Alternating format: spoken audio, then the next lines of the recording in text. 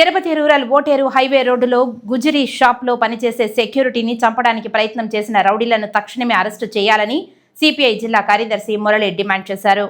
గురువారం ఉదయం సిపిఐ నాయకులు ఓటేరు హైవే వద్ద దాడి జరిగిన సంఘటన స్థలాన్ని పరిశీలించారు. ఈ సందర్భంగా సిపిఐ జిల్లా కార్యదర్శి మురళి మాట్లాడుతూ అల్లా బాషా గత 4 సంవత్సరాలుగా రేకుల షెడ్ను బాడుక్కు తీసుకుని గుజరీ వ్యాపారం చేసుకుంటూ ఆ షాపులో సెక్యూరిటీగా పెట్టుకుని జీవనం సాగిస్తున్నారని, ఆస్తి కోసం గుజరీ వ్యాపారస్తుడికి ఎలాంటి సమాచారం ఇవ్వకుండా నెల క్రితం తేజస్ నాయుడు అనే అతను రౌడీలను తీసుకుని వచ్చి అర్ధరాత్రిలో గుజరీ షాపుపై పెట్రోల్ పోసి అగ్గిపెట్టారని, అక్కడ ఉన్న వాహనాలు కూడా కాలిపోయాయని అన్నారు. నెల క్రితం ఎంఆర్పల్లి పోలీస్ స్టేషన్లో ఎఫ్ఐఆర్ను నమోదు కావడంతో ఇంతవరకు అతనిని అరెస్టు చేయలేదని వాపోయారు.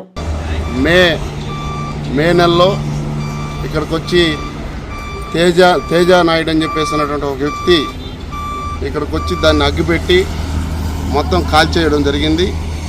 దాదాపు 15 లక్షల రూపాయల సరుకు, లోపల అట్టలు, ఇతరితర సామాన్లు, ఒక బుల్లెట్ ఒకటి, ఇవన్నీ కూడా కాలిపోవడం జరిగింది. ఫైర్ ఆఫీసర్ సర్టిఫికెట్ ఇవ్వడం జరిగింది. అదే సమస్య పైన పోలీస్ స్టేషన్లో కంప్లైంట్ ఇచ్చాం. ఎంఆర్పల్లి పోలీస్ స్టేషన్లో కంప్లైంట్ ఇస్తే ఈ రోజుటి వరకు మేము కమ్యూనిస్ట్ పార్టీగా వాళ్ళని ఒత్తిడి చేసిన మేరకు అక్కడ వాళ్ళు ఒక ఎఫ్ఐఆర్ కట్టి వదిలేసినారు. ఆ తేజ అనే అతన్ని తీసుకొచ్చి పోలీస్ స్టేషన్లో మాట్లాడలేదు. తేజ అనే అతన్ని పోలీస్ స్టేషన్లో తీసి మాట్లాడకపోగా అతన్ని విచారణ కూడా చేయలేదు.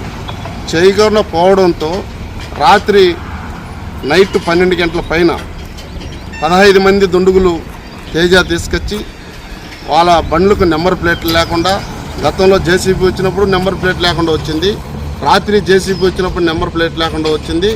గతం వచ్చిన వాళ్ళే మళ్ళా 15 మంది రాత్రి వచ్చి ఇతన్ని షాప్లో పడుకుంటే ఇక్కడ నుండి దాదాపుగా రేణుగుంట రోడ్డు సర్కిల్లోకి తీసుకెళ్ళి కాళహస్తి రోడ్లో తీసుకెళ్ళి చితకబాది నా కొడుక చంపేస్తామని చెప్పేసి అని అతను బెదిరించడం జరిగింది, కొట్టడం జరిగింది.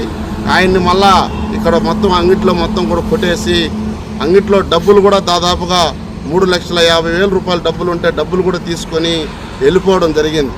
కానీ ఇదంతా కూడా మళ్ళా 2వ తడవ రావడం నెల తర్వాత, అంటే గతంలో 15 లక్షల రూపాయలు ఆస్తి నష్టం చేసి కంప్లైంట్ ఇచ్చినప్పుడు వాళ్ళ మీద చర్యలు తీసుకోలేదు కాబట్టి మళ్ళీ ఈరోజు విచ్చలవిడిగా 15 మంది పైబడి ఇక్కడికి వచ్చారు.